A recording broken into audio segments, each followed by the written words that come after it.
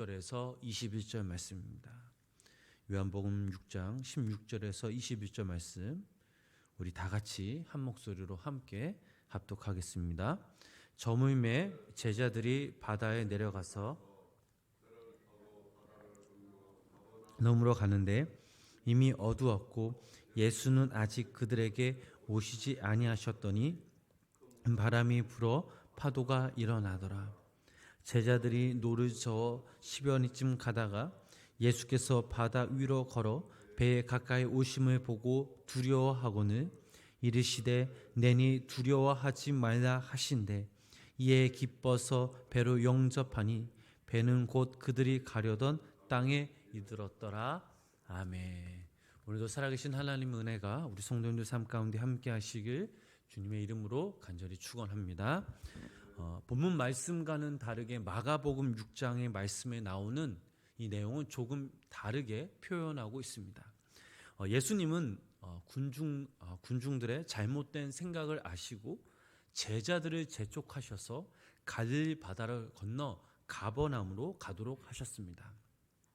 이 경로는 제자들 스스로 결정한 것이 아니었습니다. 같은 장면을 전해주는 이 마태복음 14장 22절부터 23절 말씀 읽어보면 예수님께서 제자들에게 직접 명령하신 그 모습이 나옵니다. 예수님께서 명령하셨으니 당연히 바다가 잔잔하며 고요해야 하는데 오늘 저희들이 읽은 이 본문 말씀을 읽어보면 상황은 정반대의 상황으로 흘러갑니다. 제자들은 이렇게 떠났고 예수님 같은 경우 5천 명이 넘는 그런 사람들을 먹이시는 기적을 직접 본 군중들은 예수님께 푹 빠졌습니다. 예수님은 이들의 한호에 휩쓸지 않고 그들에게 떠나 홀로 산으로 올라가셨습니다. 우리가 신약 성경 말씀을 읽어보면 예수님은 기적을 행하신 후 사람들의 집중이 되면 언제나 산에 오르셔서 기도하시는 그 모습을 볼 수 있습니다.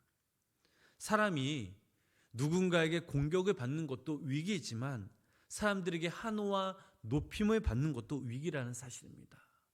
이 말씀은 즉 교만하기보다는 늘 겸손하고 주님께 믿음으로 더욱더 나아가야 된다는 사실이죠. 우리 본문 18절 말씀을 우리 다시 한번 함께 읽어보도록 하겠습니다. 본문 18절 말씀입니다.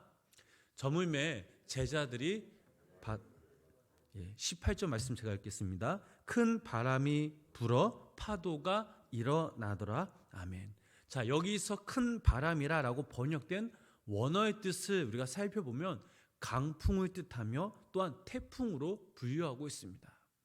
제자들이 건넜을 때 만났던 이 큰 바람은 바로 태풍이었던 것입니다. 갑작스러운 태풍의 영향으로 파도가 일어나기 시작했습니다. 제자들이 탄 배는 군함이 아니고 작은 쪽배에 지나지 않았습니다. 제자들은 이런 이 태풍에 벗어나기 위해 열심히 노를 저었지만 역부족이었습니다. 왜 예수님께서 가라고 명하신 이 바다에 태풍이 몰아칠까요? 제자들은 그저 예수님의 말씀에 순종할 뿐인데 왜 지금 파도가 요동칠까요? 그 해답은 너무나 간단합니다.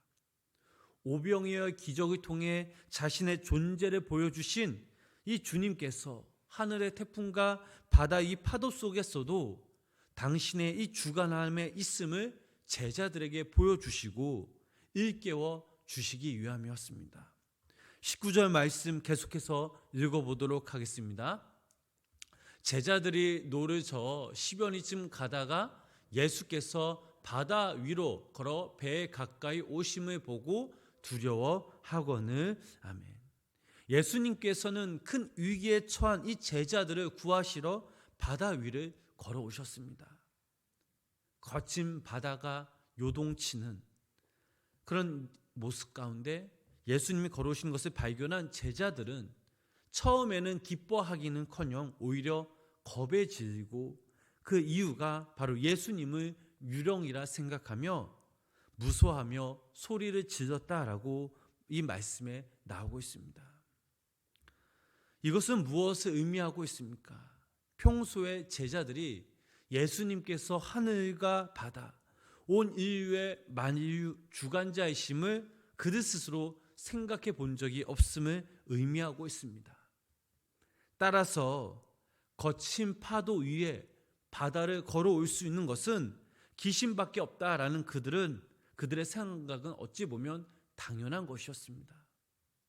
제자들 앞에 오신 예수님께서 제자들을 향해 이렇게 말씀하고 계십니다. 본문 20절 말씀 우리 함께 읽어보도록 하겠습니다. 이르시되 내니 두려워하지 말라 하신대. 아멘. 거친 파도 앞에 죽음의 공포를 떨고 있는 이 제자들에게 예수님께서 하신 말씀은 너무나 간단했습니다. 내니 두려워 말라. 이 말씀은 제자들에게 있어서 무한한 안도감과 평안함을 가져다 줍니다.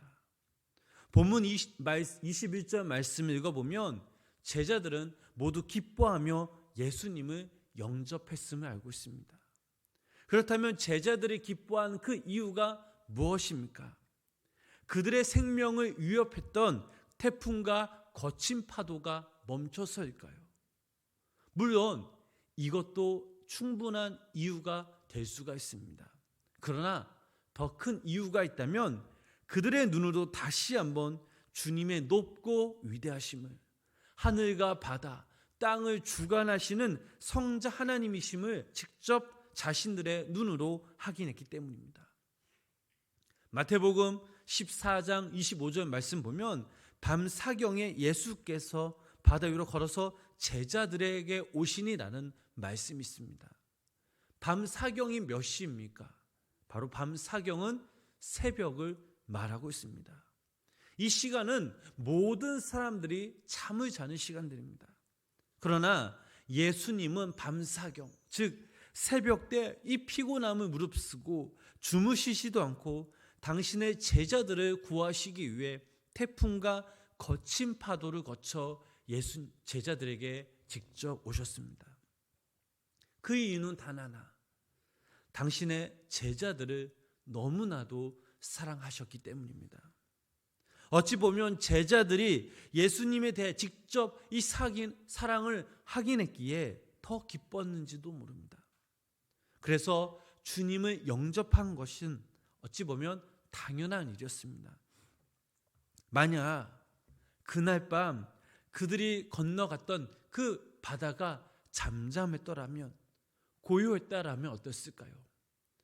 그들의 뱃길은 편할 수 있겠으나 예수님이 이 땅의 주관자이심을, 또한 당신의 제자들을 위해 주무시지도 않고 먼 길을 마다 않고 찾아오시는 예수님의 그 사랑을, 마음을 그들은 알지 못했으며 경험하지 못했을 것입니다. 사실 예수님이 제자들에게 배를 타고 건너편으로 가게 하신 것은 분명한 뜻이 있었습니다. 가는 도중 고통과 두려움에 떨었던 이 제자들에게 예수님 당신이 누구인지 일깨워 주기 위한 당신의 은혜요 배려였던 것입니다. 저희들도 이 땅에서 살아가다 보면 하나님의 인도하심 속에 아무 탈 없이 지내다가 갑자기 몸이 아프거나 또한 어떠한 그런 어려운 상황에 직면할 때가 있습니다.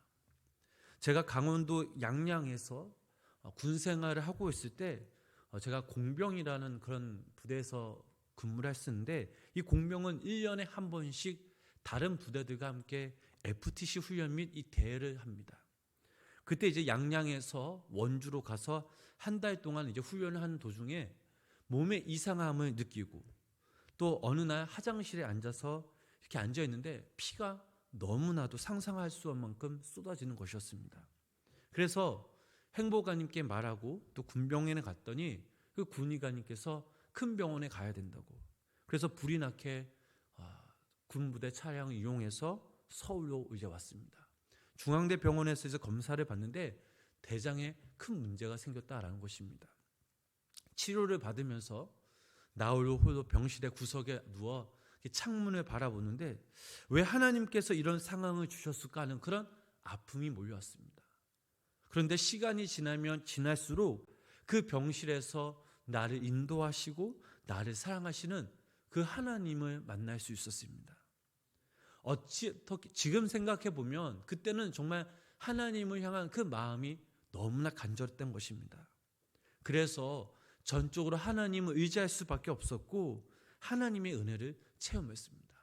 하나님을 향해 더욱더 눈을 뜨게 되었던 사건이었습니다. 하나님에 대해서 눈을 떴다. 이 말을 생각해 보면 하나님의 인도하심 가운데 하나님의 은총에 대해서 눈을 떴다라는 사실이죠. 혹시 시계와 톱밥에 관한 그런 이야기를 여러분들은 들어보셨나요? 어떤 사람이 톱밥이 많은 곳에서 놀다가 귀한 시계를 잃어버렸습니다. 아무리 톱밥 속에서 시계를 찾아봐도 나오지가 않았습니다. 그가 주변에 있는 사람들에게 내 시계를 찾아주는 이 사람에게 후사하겠다라고 하자 많은 사람들이 이 톱밥 안에서 시계를 찾기 시작하였습니다. 그러나 어느 누구도 시계를 찾지 못했습니다. 그런데 그때 모든 사람들이 잠시 쉬려고 밖에 나왔을 때에 한 꼬마가 들어가더니 시계를 찾아오는 것이었습니다. 사람들이 그 꼬마에게 묻습니다. 꼬마야, 어떻게 시계를 찾았니? 라고 묻자 그 꼬마는 이렇게 대답했습니다. 쉬워요. 그냥 가만히 귀를 기울이면 째깍째깍 소리가 들려요. 라고 말합니다. 우리의 인생 가운데 너무 휘젓고 분주하게 살아간다면 우리 주변에는 아무것도 볼 수 없고 느낄 수 없습니다. 그러나 이런 분주한 상황 가운데 가만히 우리가 하나님께 집중하며 하나님의 음성을 귀 기울인다면 모든 것이 하나씩 하나씩 변해가기 시작한다라는 사실이죠. 어떠한 상황 가운데서 우리가 위기의 상황을 직면할지라도 우리가 하나님께 집중하여 우리가 하나님께 마음을 드린다면 우리가 하나님에 대해서 우리가 눈을 뜰 수 있다라는 사실입니다. 사랑하는 우리 성도 여러분, 혹시 지금 여러분들 삶 가운데 어떠한 폭풍우를 만나고 계십니까? 거친 파도 가운데 놓여 계십니까? 아니면 어떠한 그런 문제에 직면하고 계십니까? 이럴 때일수록 우리가 더욱더 하나님의 그 마음을, 하나님의 음성에 귀 기울이시기 바랍니다. 하나님을 온전히 만나시길 주님의 이름으로 축복합니다. 나의 욕심과 나의 이기심을 채워줄 나의 도구로서의 하나님을 일용하는 것이 아니라 온 천지 만물을 주관하시고 이 땅 가운데 모든 것을 주관하시며 나의 삶 가운데 개입하셔서 내 삶이 지금 어려운 상황에 있을지라도 푸른 초장 맑은 시냇물가로 인도하시는 그 하나님의 그 사랑의 손길에 귀 기울이시기 바랍니다. 그리고 하나님의 인도하심 가운데 부르심 가운데 순종하며 믿음으로 주님께 나아가시기 바랍니다. 그러면 그때 하나님께서 우리를 향한 어떠한 귀한 은혜를 베풀어 주신다라는 사실입니다. 하나님의 자녀로서 우리가 마땅히 행할 도리가 무엇입니까? 영원한 지혜의 삶 가운데 우리가 들어가는 것입니다. 그리고 우리의 자녀, 우리의 가정을 살 수 있다라는 사실입니다. 바라옵기는 우리 여기 모인 우리 성도님들이 오늘 본문의 말씀처럼 내니 두려워 말라라고 말씀하신 그 주님을 향해 믿음으로 한 걸음 한 걸음 나아가시며 또한 그분이 걸어가신 그 길이 비록 좁고 협착할지라도 우리가 믿음으로 순종으로 주님 주신 그 상황 가운데 전적으로 주님을 의지하며 주님의 우리에게 능력 주시고 지혜 주심을 믿고 날마다 믿음으로 승리하시며 하나님의 절대적으로 사랑하며 또 순종하며 음성에 귀 기울이시는 귀한 믿음의 성도님 되시길 주님의 이름으로 간절히 축원합니다. 기도하겠습니다. 나의 주 나의 하나님, 오늘도 주님을 의지하며 주님께 믿음으로 나아갑니다. 천지 만물을 창조하시고 이 땅의 모든 만물을 주관하시는 주님께 또 나의 삶 가운데 개입하셔서 우리를 인도하시고 우리를 복에 복을 주시는 주님께 더욱더 주님을 바라보며 주님의 귀한 음성에 귀 기울일 수 있는 귀한 믿음의 성도들 되게 하여 주시옵소서.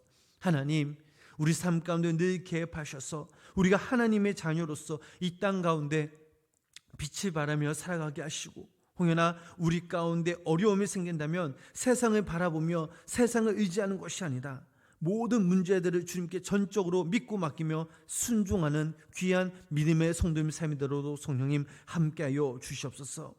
오늘도 우리가 이 땅에서 살아갈 때에 주님만 바라보며 주님의 뜻을 구하는 믿음의 성도님들 되게 하시고, 주님 때문에 감사하며 행복하며 주님이 있음을 늘 감사함으로 주님을 찬양하며 예배하며 영광 돌리는 귀한 성도님들 되게 하여 주시옵소서.